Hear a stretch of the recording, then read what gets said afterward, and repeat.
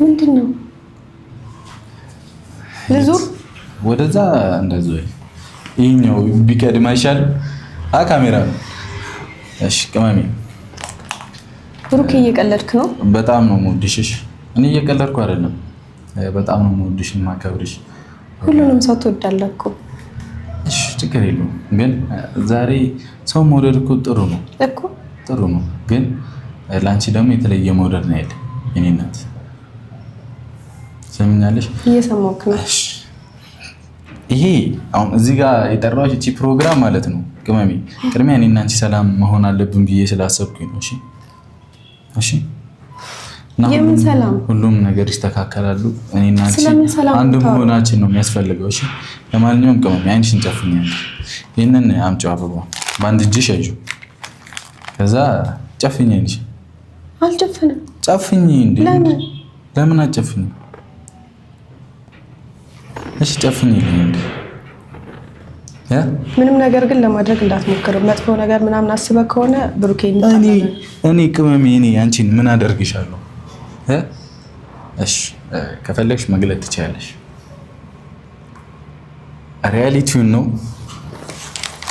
ልቀቀኝ ብሩኬ፣ ልቀቀኝ። ተነስ ማለት ተነስና ልቀቀኝ ብሩኬ። ምን ማለት ነው?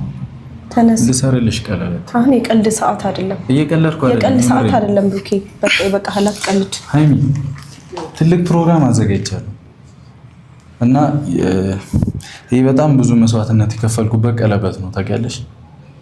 ብዙ ነገር አድርጌ ነው ያመጣሁት ይሄንን ቀለበት እና ዛሬም እንደሌላ ጊዜው ሽምልህ ነው የሚመስለው። ቅመሜ ህይወት ላንተ ቀልድ ነው? ቀልድ አይደለም።